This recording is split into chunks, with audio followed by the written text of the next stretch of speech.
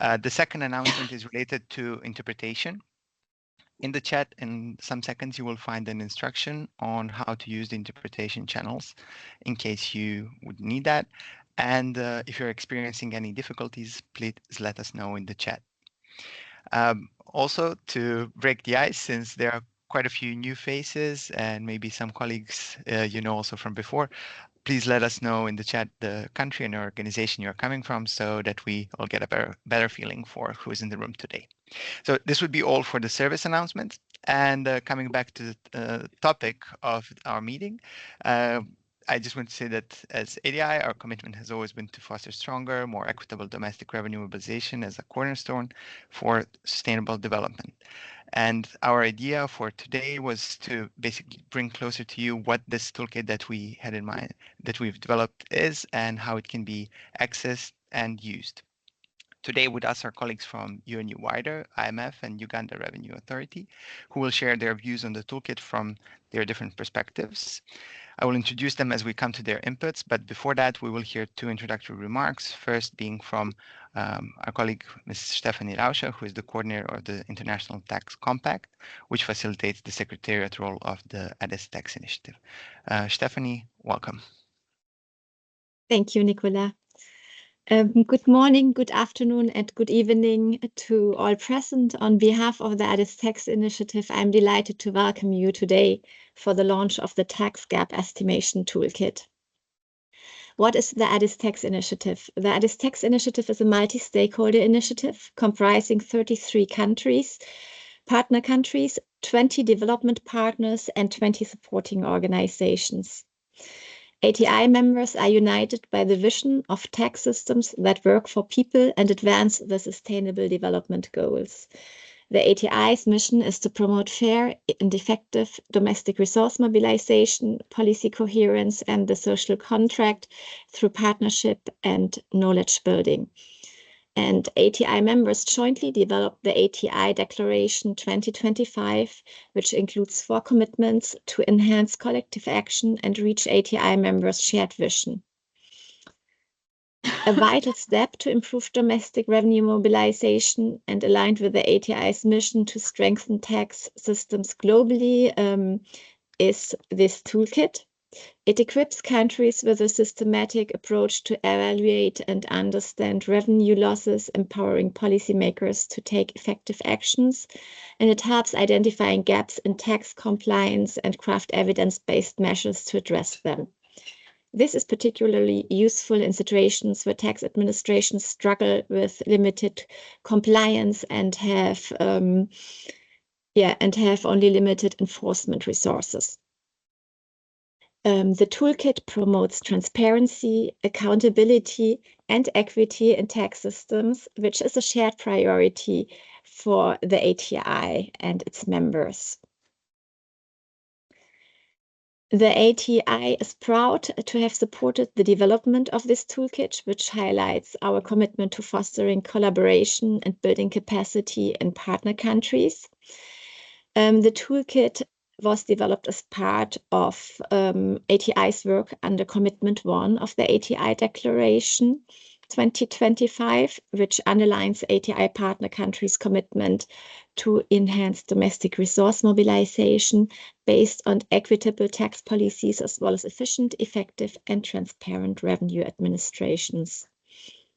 And this work line has emerged as a direct response to ATI partner countries' need, which were identified during the 2023 General Assembly, where members pointed out the importance of strengthening tax administrations through practical and data-driven tools. And as such, the ATI hopes that this toolkit will further advance learning and cooperation for effective domestic revenue mobilization worldwide. Yeah, and the toolkit is now complete, but naturally it may be improved over time as we learn more through its application. And to do so, we rely on the fruitful cooperation we already have with our colleagues from the IMF's RA Gap team, who are supporting our effort to present this toolkit in an open source format. Still, we want to encourage representatives from countries providing official development assistance to partner with us in our effort to support the further application of the toolkit in developing countries, to facilitate technical support and knowledge exchange to maximize the toolkit's usability, and to invest in capacity building initiatives to ensure its effective application and sustainability.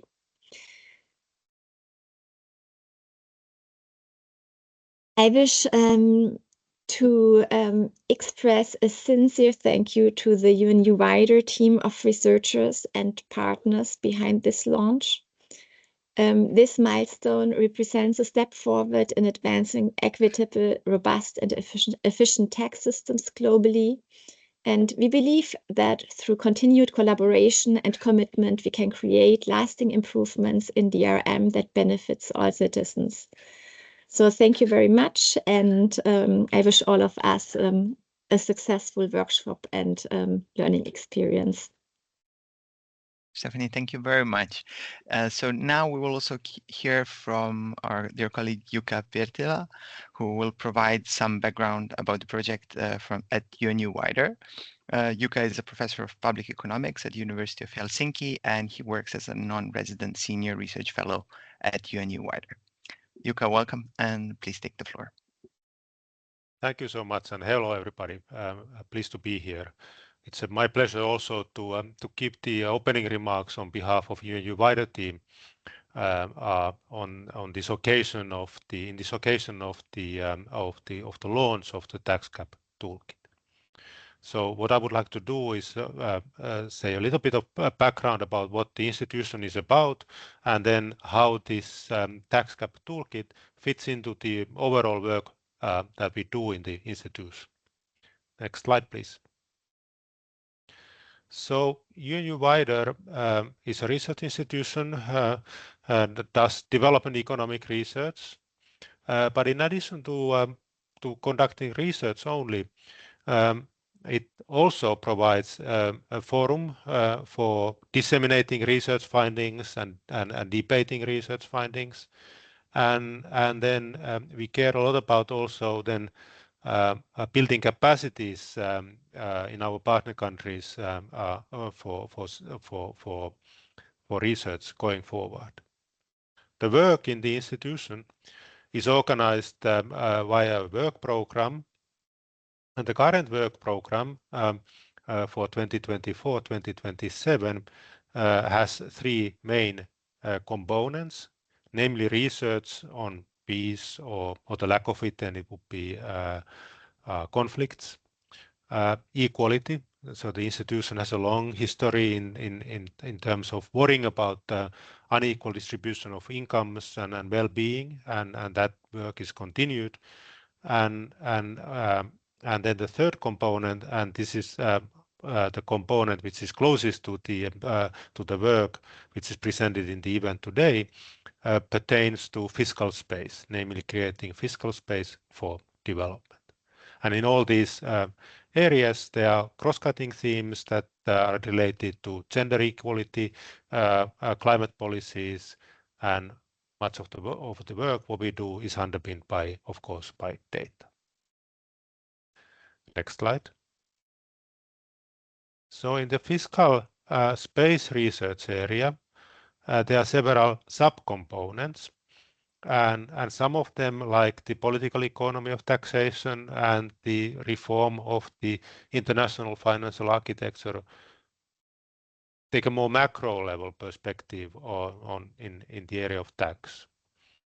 And then what we do is more related to the component which is called tax research for development, and I speak a little bit more about that in a minute. And then tax benefit microsimulation, which goes under the name of Southmod.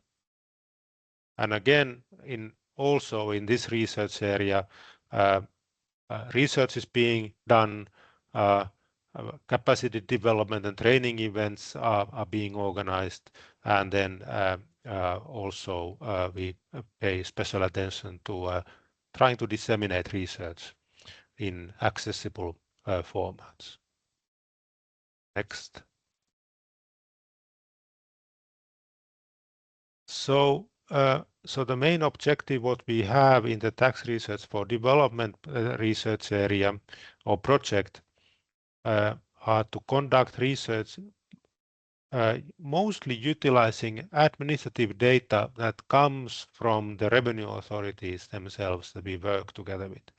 Because of digitization of implementing taxation, also lower income countries, including in Africa, have now very large data sets about that taxpayer level.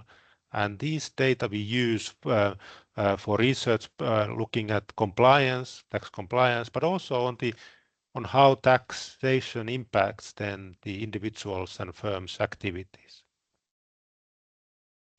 And it's in this framework, broader framework, than the tax gap research is embedded in.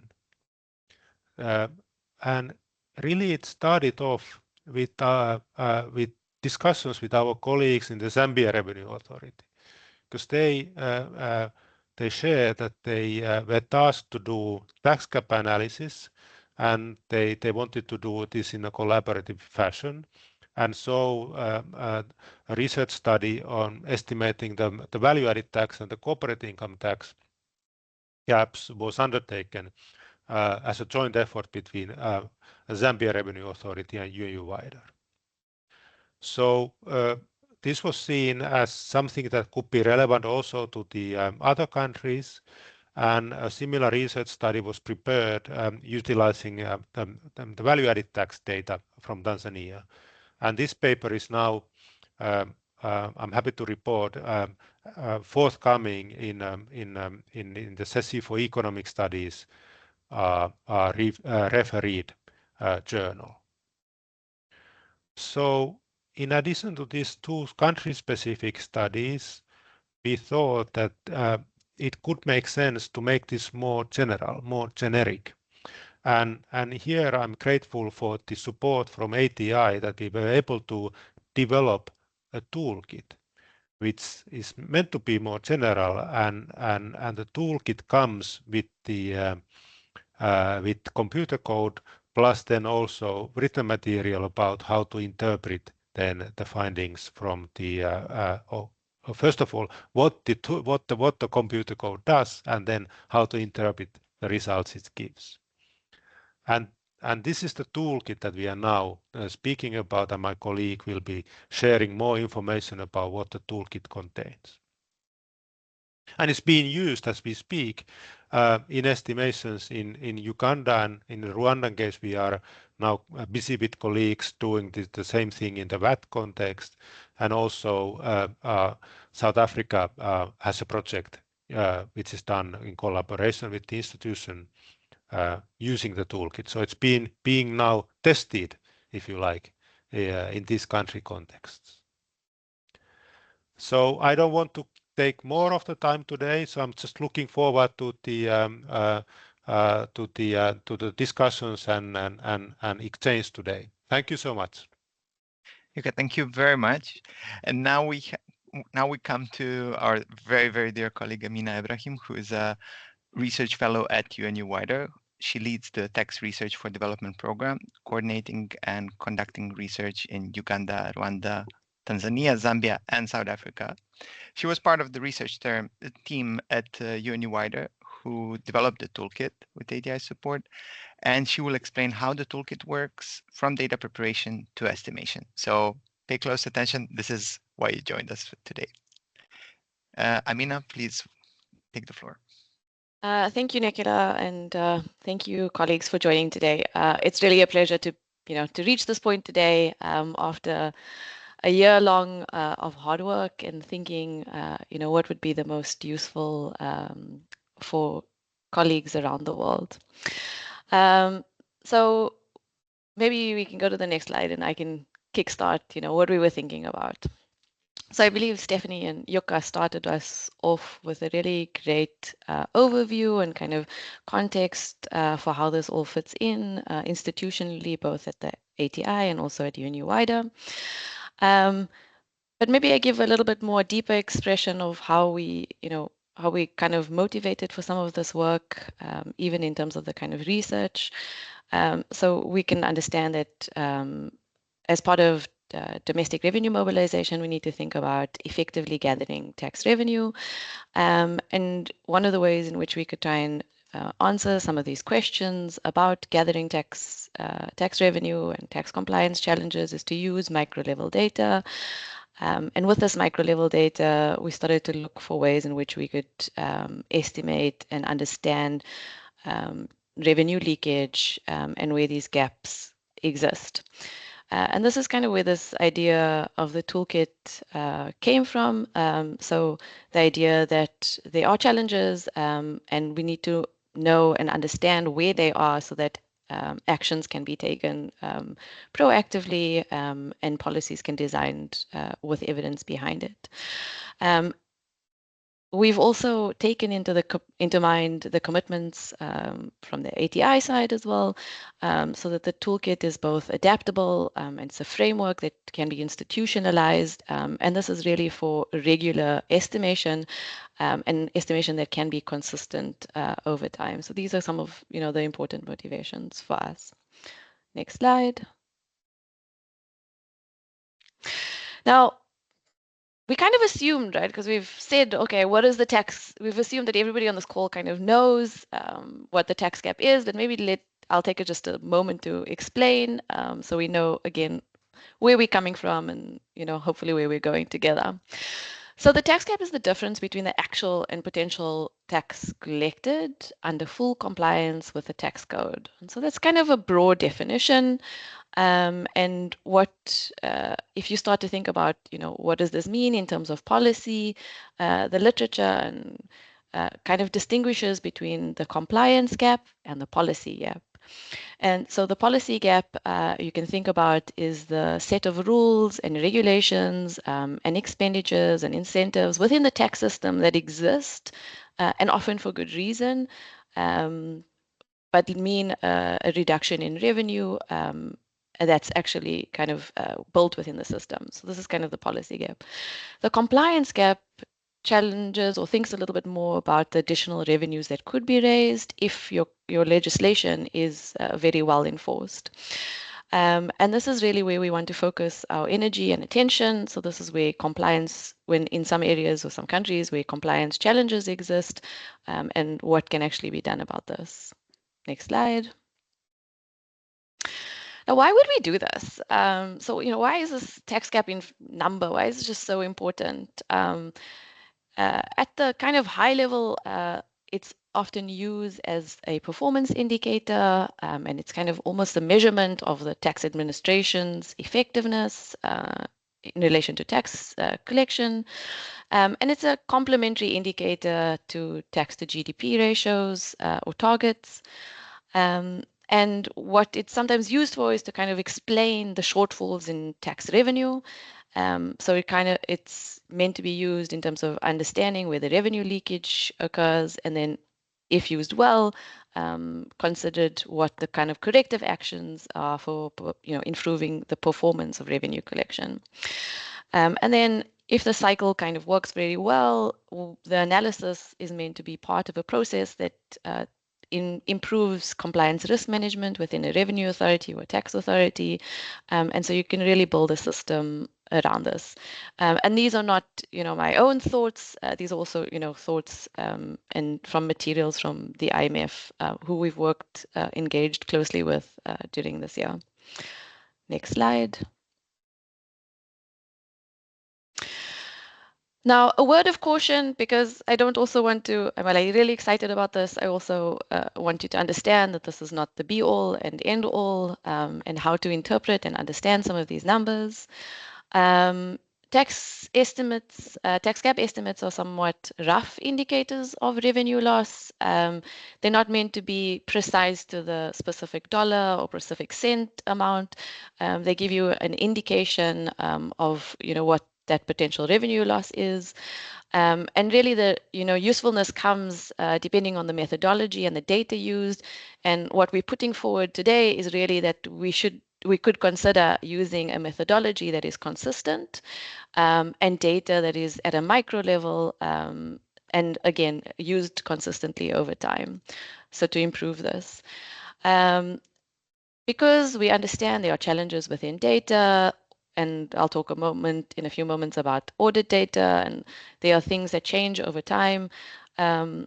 When we interpret tax gap estimates, we want to emphasize rather the trends over time rather than specific absolute numbers in specific years. And so we want to observe whether we have a consistent tax gap, if the tax gap is increasing, if the tax gap is decreasing, how is the performance going? We think the toolkit is kind of complementary to other methodologies and other models for estimation. And again, for those who are more familiar with the RA gap or the macro top-down approach, we think the bottom-up approach and the toolkit helps to identify kind of what can be done once you have these numbers, and doesn't really compete with that, but rather gives us like a different view or comes in from a different perspective. Many countries have asked me, well, what is the comparison, or what is the tax gap in the neighboring country? And I want to caution a little bit against this because tax systems are different from country to country, and the methodologies can be different when you see these estimations.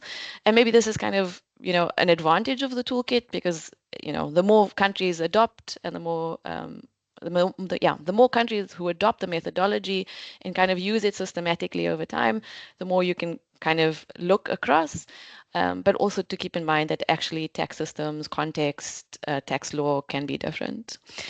And then, of course, not to only point to the tax administration, but there are other factors within the tax system, within countries, within context that, completely outside of the control to this tax gap estimate. So we might not be able to control or target everything that comes out of the results.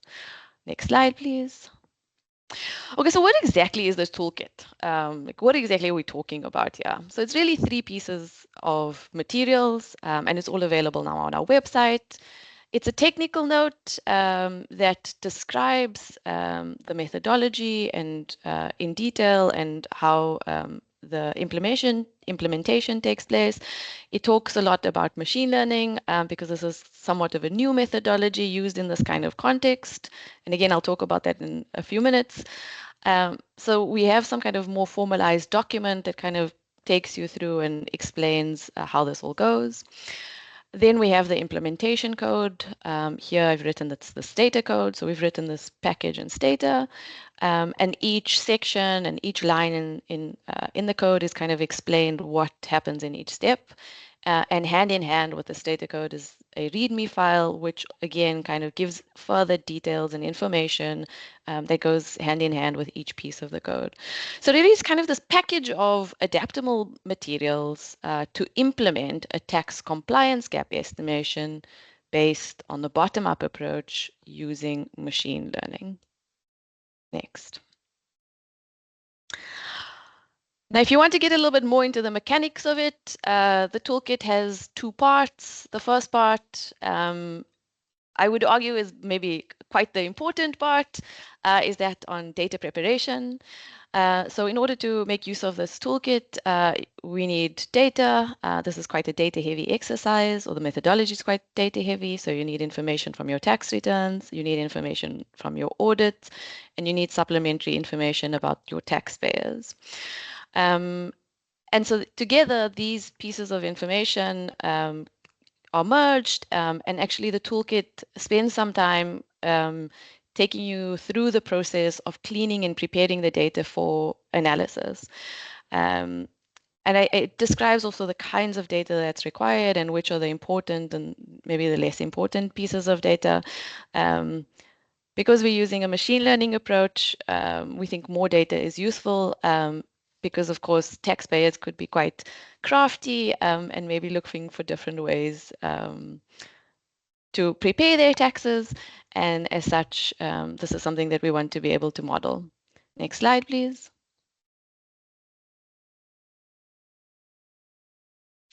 The second part of the toolkit is the estimation using machine learning. And so what this really does is it takes the information, the data that was prepared in the first step, and conducts the estimation. And what does this actually mean? So we want to understand what is the potential tax collection, but this is something that we only know for audited firms, right? So if a firm is audited, taxpayer is audited, we know how much additional tax can be collected or recovered.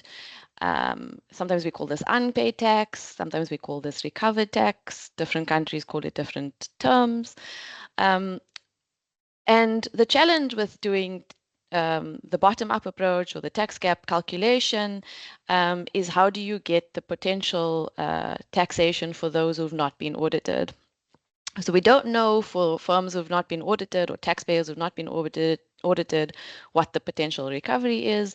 And so the second part of the toolkit uses information from the audited and unaudited firms to predict. And this is where the machine learning comes into place. So you go from no information for unaudited firms, next slide, to information from unaudited firms through the methodology.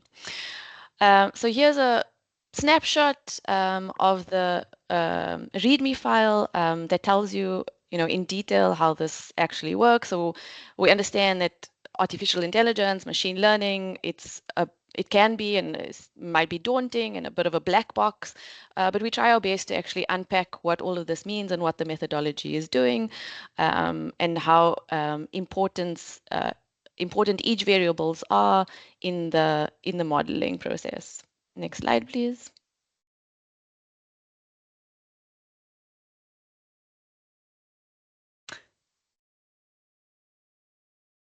Okay, so the formatting's a little bit mixed up here.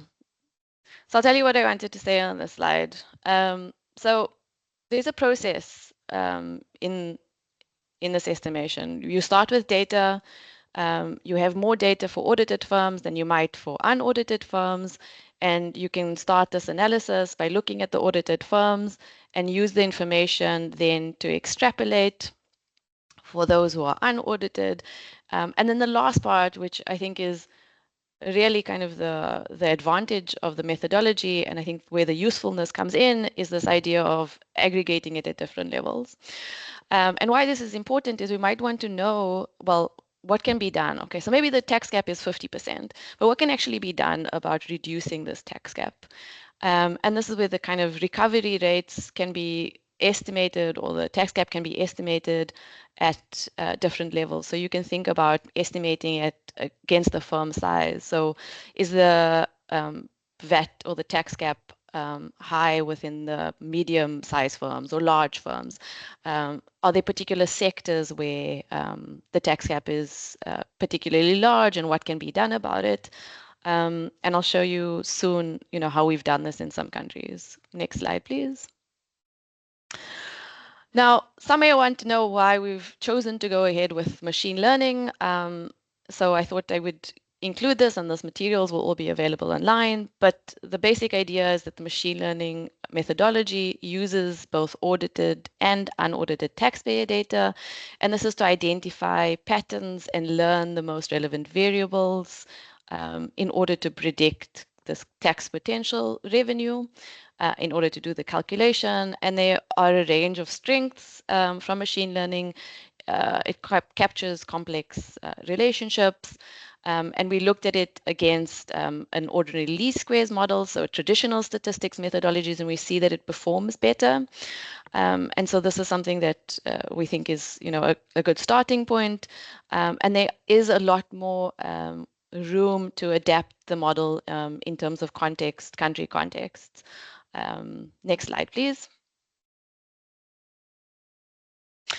So maybe you want to know, well, actually, what does it produce? So I'm going to share here now 2 slides on what you actually get out of it. This is from the study Jukka mentioned initially on Tanzania, and then the ongoing work we have in Uganda. So here we have breakdowns in Tanzania for micro, small, and medium-sized firms. So there we have in the blue bars, we have the VAT gap per firm size over the years. And there you can see the kind of micro and small firms have quite large tax gaps. And then you see also the percentage of that gap in relation to the total gap. And there you can actually see that the medium-sized firms actually contribute the most to the VAT gaps. In Uganda context, we break this down. This is the corporate income tax gap. And here it's been broken down as per the sector levels. And my colleague Tina will talk a little bit more about the experience in Uganda, but this just kind of highlights, which are the sectors, where there are challenges or revenue leakage. Next slide, please. So, okay, so again, this one is a little bit, the formatting's already gone a little bit larger. What I wanted to say about this slide is when this research was conducted in Zambia, colleagues also wanted to know what the value was, what the revenue loss was in terms of numbers, real numbers. So this was actually plotted in terms of and again, perhaps you see the mining sector on the CIT tax gap, and then wholesale and retail challenges on the VAT side. So it's a kind of, detail that can be done if, depending on what the context is and what the questions are within your own context. Next slide, please. So what are the key problems that this toolkit really wants to solve? The idea here is that the toolkit's like a guide. It's a guide to the process. It's meant to assist with the preparation of the data. It's meant to be flexible to each context. And the idea again is, coming back to this ATI commitment, is that it would be replicable. So far, we've done a fair amount of work on the CIT and the VAT gap, but it can be extended to other tax types depending on audits within each country. We believe it's easy to use, and we've designed it with the user in mind. So, trying to document maybe all the challenges that you might encounter. And the idea behind it is that really it's for staff, learning, and we've done some capacity development around this as well. So there is possibility to institutionalize going forward. Next slide, please. So I looked at where this kind of, so one might think when, we're talking about this, that this might be kind of an ambitious project, and we like to take on ambition. We think ambition is good, but the reality is also that I've highlighted in green some of the countries where the tax gap bottom-up approach has already been used. So these are the ATI countries. So it's not so far-fetched. It is a possibility. Revenue authorities are collecting information. They are collecting data. And really, this is kind of taking your data, activating it, and using it in an estimation model. Next slide, please.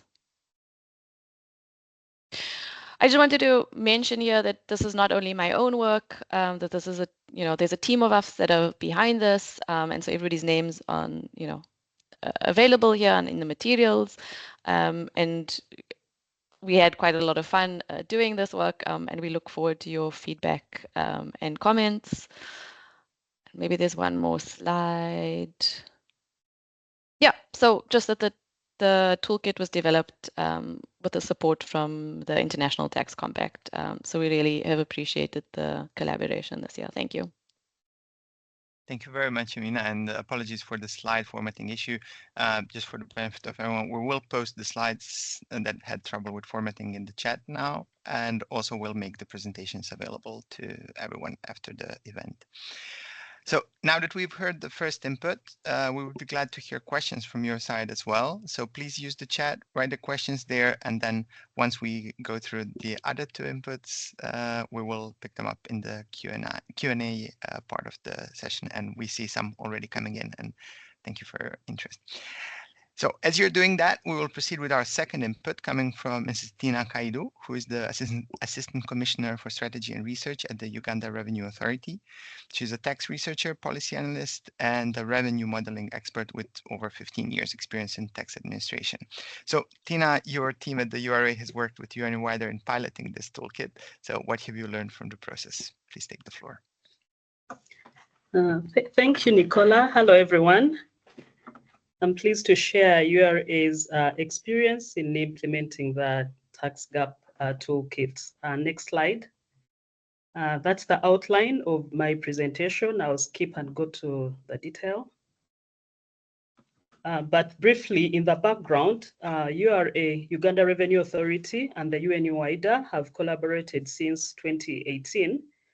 And we run several projects using tax administrative data.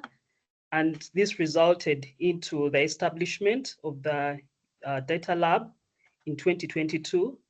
And still under this partnership, we've been able to implement the Tax Gap Toolkit.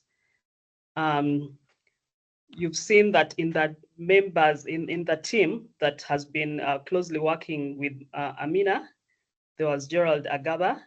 He's been part of this. And we are glad that we've built capacity over this. Specifically, the Uganda Revenue Authority built the CIT tax gap estimation, which I'll quickly take you through. Some of the requirements that we needed was, first of all, the data, and the existence of the data lab at the URA enabled us to have data for quite a long period. We have a panel for about 9 to 10 years, which we used to estimate the CIT gap. So this panel has the CIT, which is the corporate income tax returns. And we also use the audit data for the same period. Now, the other requirements are in terms of software, which is the analytical software starter, which the toolkit comes with a starter code, which enabled us, and the skills that the team had in terms of having to develop the CIT gap. Now, what is also required, another requirement is high computing power. Given the large volumes of data, I've mentioned data with a coverage of about 10 years. So you need a high computing power to be able to use all this data. As Amina has mentioned, there are README files, which offered very good guidance for the team as they were estimating the CIT gap. So this really came in handy for the team as they were estimating the gap. Next. Now, in the estimation, we considered a number of issues, and key among them are identification of variables, and these are the risk parameters that Uganda Revenue Authority uses when we are looking at compliance. So the process involved identifying the variables. Out of the so many risk parameters, there were quite many, about 300 in total. We identified about 97 that we used for estimating the CIT gap. We then ran the machine learning model using the identified variables and compared the results with the ordinary regression model. Sorry, some parts of the presentation are not visible. But what we established is that the machine learning model produces better results than the ordinary regression model. And we are able to also produce results and categorize them in terms of percentages, and also obtain the raw figures in terms of the tax gap. So what have we been able to achieve so far? We've been able to estimate the overall CIT gap, then the CIT gap by year, because I mentioned we had a panel and we had about 9 to 10 years. So we are able to establish the gap by year. We're also able to establish the gap by sector. But some of the lessons we identify or we pick from this process is that there is a requirement to have clear understanding of the data that you're using to estimate the gap. Then you also need a high computing power given the large volumes of data that are involved. Then, of course, there's patience needed because the model may take like up to a day when it is running because of the data, the big data that is involved. Next. So for Uganda, there are some opportunities we've identified through this process.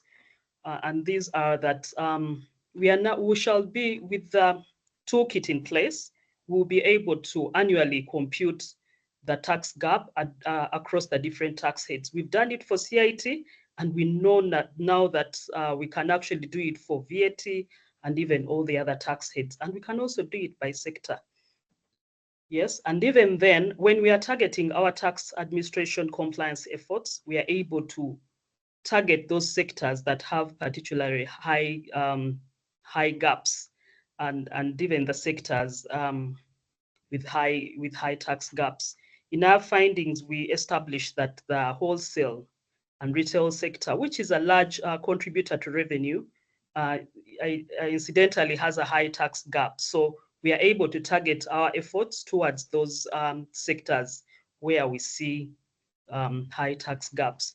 Then the results can also be used as a proxy for effective risk management in our compliance risk management plans, and especially when we've identified which risks particularly we are able to follow through. So this is a very good opportunity for us as a revenue authority to use this toolkit to improve our revenue mobilization efforts. Next. So what are we planning to do in the next steps? We plan to incorporate the tax gap toolkit and the analysis into our risk management strategies. We also plan to include this as an indicator in performance monitoring, where we'll monitor specifically those tax heads or sectors with very high tax gaps, and we shall follow through across the different years so that we ensure that the gap becomes narrower over time.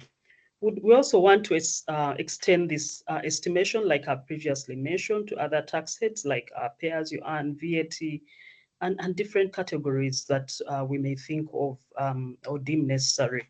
Then we would also want to use this assessment to estimate, to use assessment data. Currently, we are using audit data and CIT data, like I have mentioned, and we are looking at instances of misreporting and underreporting. But again, we have more data within our data lab, and we would want to use this very toolkit and apply it on the existing data within the lab. Then we would also want to explore alternative estimation approaches so that we are able to verify the findings from using the bottom-up approach. And like my colleagues have previously mentioned, there are so many other approaches that can be used, but this one specifically uses tax administration data. So we'd want to compare results that are coming through. With that, I think I've come to the end. Thank you so much for listening. Tina, thank you very much. This was very interesting to learn about your experience. There are quite a few questions coming into the chat. I also have some on my own, but in the interest of time, I will not proceed to call upon our also very dear colleague Supriyo De, who is the Technical Assistance Advisor in the IMF's Fiscal Affairs Department. For those of you who don't know Supriyo, he, among other topics, works on tax gap analysis and shadow economy issues. And prior to this, he was the Commissioner of Income and advisor in the Economic Advisory Council to the Prime Minister in India. So he will give us the view of the IMF's RA Gap team that many of you are familiar with on how this ATI UNU-WIDER initiative complements the IMF's tax gap techniques, and what would be the potential for future development and collaboration related to this toolkit. I saw some of the questions already related to that on how this can be expanded, how alternative methods could be complementary here. So I think Supriyo will touch upon some of those things and the others we'll cover in the Q&A. So Supriyo, welcome. Thank you, Nicola. Thank you, Amina and Tina. A lot of things that I would be discussing have already been touched upon earlier. Just to give those who may not have an idea, the RA Gap team has been around for quite some time. We have been working on this in the IMF. We are embedded in the Fiscal Affairs Department in one of the Revenue Administration divisions. We have a core team of experts who are within headquarters. We also have short-term experts who are basically usually tax administration colleagues from different countries whom we have trained up, and they help us in our work. Our flagship project was, it's been, I think, going on since about 2015-16, which was the VAT gap top-down model, and in 2019 we have a full-scale course that's there. Please look up our website if you're interested in that kind of thing. And this is your specialization to do tax gap work. First of all, stating what Amina and Tina had said, there are complementary approaches to tax gap estimation, and that's really very helpful.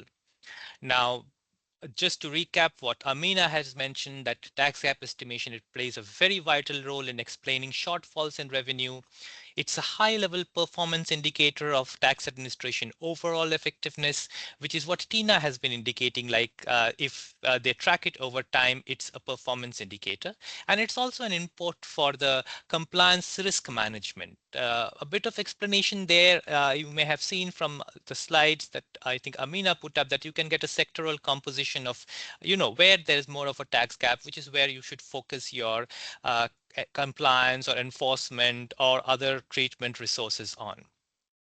Now, our team, the IMF RA Gap team, is very happy to have collaborated with the UNU-WIDER team during the final phases of their tax gap model preparations and testing. So we were sort of verifying their code, looking at the data, and sort of doing dry runs of what they have done, and just it's a good peer-to-peer sort of understanding that we had. Now, again, just to mention that there are two broad approaches to tax gap estimation. One is top-down and the other is bottom-up. Now, top-down techniques, they use independent statistical data, which are typically from national accounts to model a potential tax base. Whereas bottom-up techniques, like what the toolkit gives, they gross up or extrapolate from random or operational audit results. That is, they're mostly based on tax audit data. So that brings us to this whole point of this different techniques being complementary. Now, UNU-WIDER, their bottom-up, this tax gap machine learning model, it really is very useful because it complements the IMF's top-down VAT gap and CIT gap models, and it also resonates with IMF's bottom-up PIT gap model. So this is really what it gives, is that it gives countries options for tax gap estimation. So it's really like a menu of options. What do you want? What is your data? Now, ideally, tax authorities should choose more than one technique to cross-validate their tax gap results. And that's exactly what Tina told you, that they would like to cross-validate. Now, the choice of modeling technique is also determined by availability of data, time, and trained personnel. As Tina mentioned, the bottom-up methods which use tax audit data, they are very intensive on the data.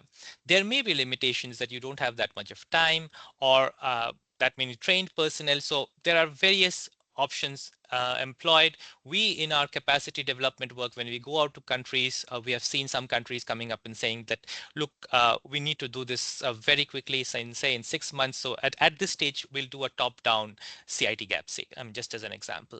So this is really all very complementary, and we are very glad that there is another team working and we can all cross-validate results. So that's really a very helpful thing for us. Next slide, please. Now, we found that this is a useful model with great potential. Our team has been very impressed with the technical acumen of the UNU-WIDER team, and the model they have developed enables tax administrations to keep pace with technological advances. And that's, I think, a great contribution, because the new machine learning techniques are presented in a very approachable manner.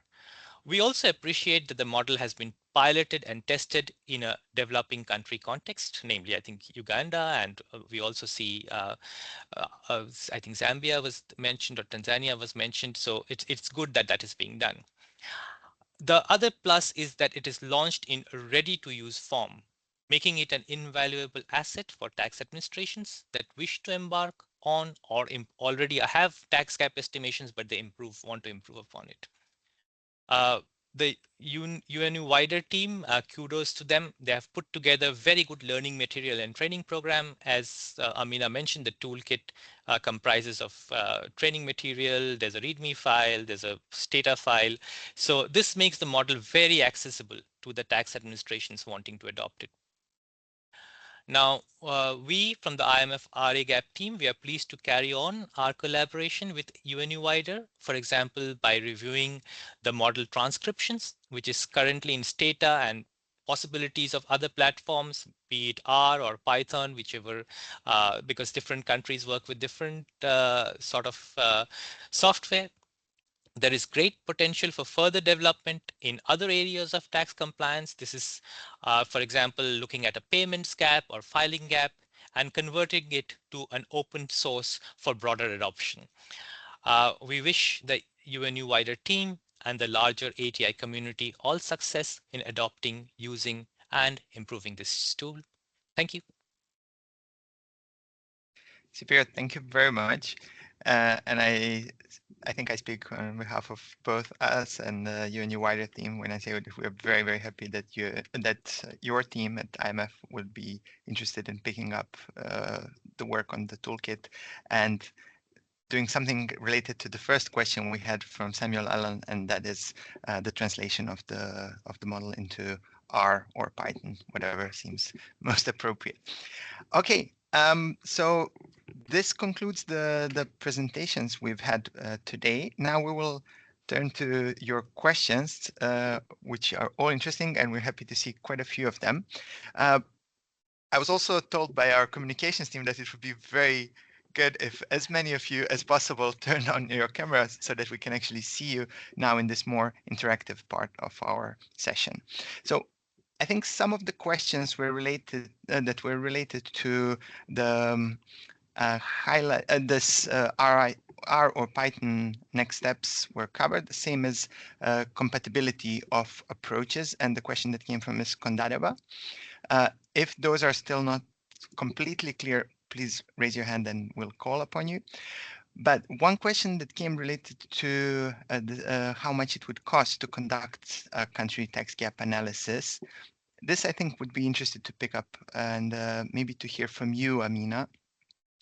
How can tax authorities now work on this independently, and do we already have examples? Welcome. Thanks, Nicola, and thanks for the inputs, Tina and Supriyo. So yes, I think this is a really good question, and I responded in the chat, but I also mention it now formally. For those who are familiar with working with tax data for research and to answer policy questions within your own institutions, you also would understand that actually working and preparing the data is sometimes the more lengthy part of the process.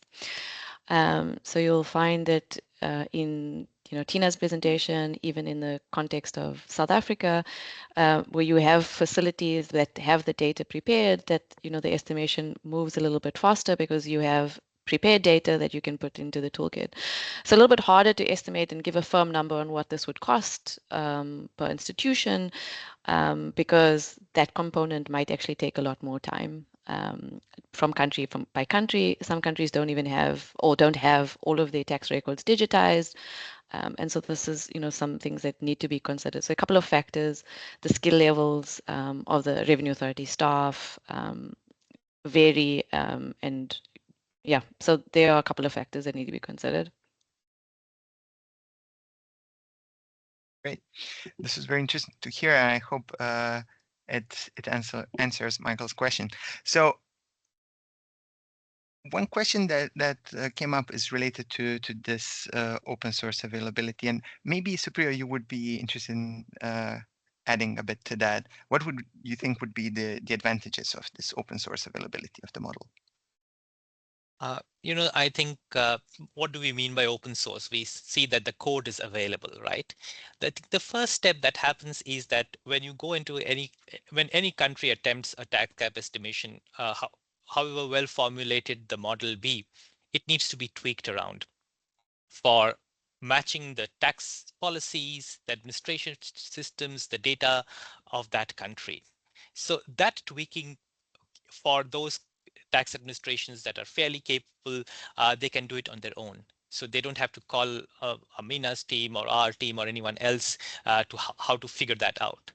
Now, if at some stage they can't figure it out, I'm sure the the team can reach out, that tax administration can reach out to Amina's team or any other group of experts to sort of tweak it. So that ability to tweak it without having to go in for a formal capacity development agreement, I think that's a big plus. That's the first step.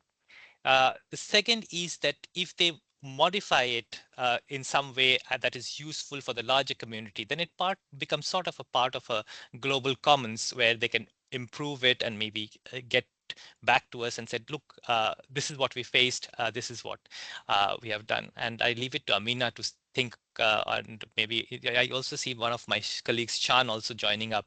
And they have been really working very closely together to see if we could have some arrangements for sort of feedback from countries and so on and so forth. That's my thought. I think it's very useful because it's not a closed loop. It's not a secret code. It's an open recipe. Thank you. Wonderful. Amina, would you have something to add to that, or? Okay, great. So one thing that we currently have as a common initiative between UNU-WIDER, IMF, World Bank, and the Addis Tax Initiative is this community of interest that we have on Tax Gap. And there are quite some lively peer discussions happening there. For those of you who are part of an organization or member authority, we invite you to reach out if you would like to be part of this community of interest. And for those of you who are not yet part of the ATI, this would be perhaps additional motivation to reach out to us and learn how you can become members. We're slowly running out of time, but there are a couple of more questions that I'd like to pick up before we conclude and maybe go slightly over time. And the first thing would be something related to a potential next life of the toolkit or future lives of the toolkit. One question was related to subnational level analysis, but perhaps there are other ways in which toolkit could grow from here. So as we said, this is not an end of something, but rather the beginning of something. And I mean, what could be perhaps next steps for the toolkit in the short term, but also midterm? Absolutely. Thanks, Nicola. So as Supriya mentioned, we are considering, and I think it's important for us to consider what the open source options are. So whether that's Python and R. Revenue authorities have asked us, what are the possibilities to do extended to different tax types. So we've been looking into that, and then considering also other components of the tax compliance gap. Under reporting component is what we're doing at the moment, but maybe we could consider looking at the payment component. I know in the US, for example, they also consider some multiplier for undetected evasion. So there's definitely room for growth. And as you mentioned, Nicola, this is the starting point. And I think, the more and the sooner people implement and the more we get feedback and kind of understand what the demand is from the ATI member countries and more broadly, then we can also start tailoring the needs and then, making it available to all as well. Great. We're officially out of time, but I'm guessing the three of you also had a look at the chat. So I would give you each perhaps 1 minute to include some concluding remarks. And before we go into that, I will just say to all the participants, thank you for very active participation. And we will make sure that all the questions you've posted in the chat receive an answer. We have your contact details, and we will also post ours in the chat, and we'll make sure that all the questions are answered. Thank you very much for active participation. And I go first to Tina. Tina, perhaps you have some concluding thoughts also related to what alternative estimation methods you would be using. So Tina, karibu. Yes, as Uganda Revenue Authority, we are glad to have been part of this this process of implementing the toolkit, and we look forward to continuously using it as a performance indicator to monitor the different taxes, the different sectors, and how they are performing, so that we are able to improve our domestic revenue mobilization. And we appreciate the partnership that made this possible. Thank you. Amazing. Tina, thank you very much. And thank you to Uganda Revenue Authority for being a very active member of ATI. So I will next go to Supriyo. Supriyo, you had a look at some of the questions we've seen there. Some are directly at you. Maybe you have some concluding remarks. So there are a lot of questions. Please feel free to reach out, particularly since we are in this ATI community world. Please feel free to reach out to ATI. I think we'd have this community of interest, and you can join that. I am specifically answering one question from Ten from the Democratic Republic of Congo, who asks, may I know which entity should be found the technical assist of RA Gap Tax, and so on and so forth. Now, typically, one of the things is there's a free resource available, which is the course, which is called VGAPX. And I'm just typing it into the out there. It's called VGAPX. Just look at it online, and we otherwise reach out maybe to Nicola, or and you can reach out to us. That's how it.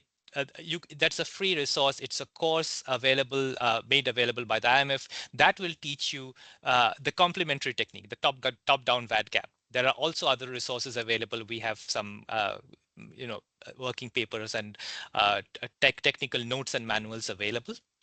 But the typical IMF support is typically the tax administration requests the IMF for support either during the annual meetings, spring meetings, or you go through the IMF resident representative office.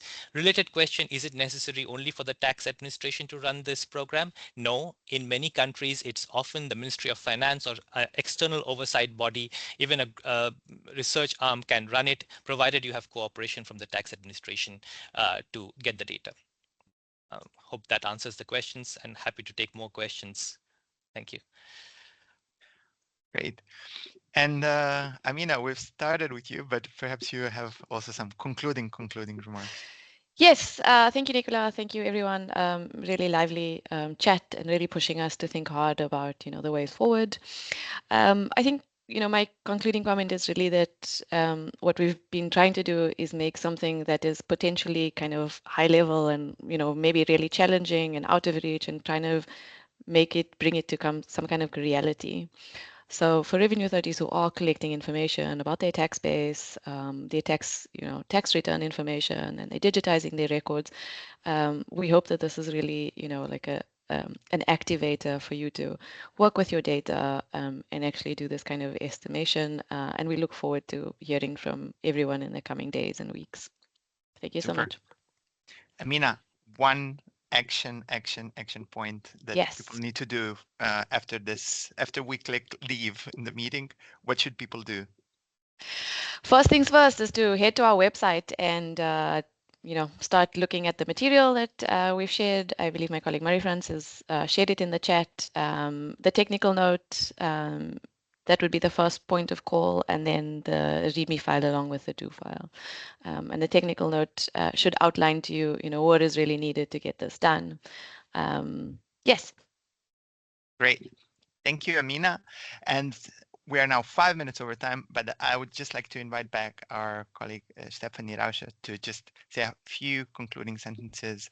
And Stephanie, please, you're welcome to take the floor.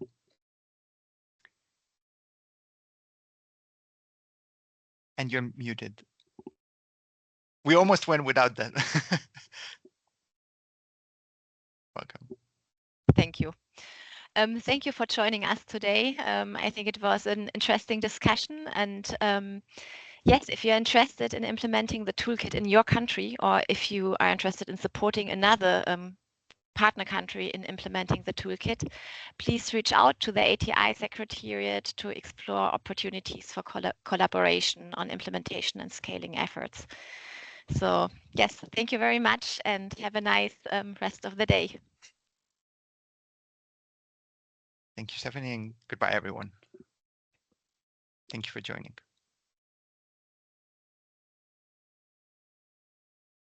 Bye.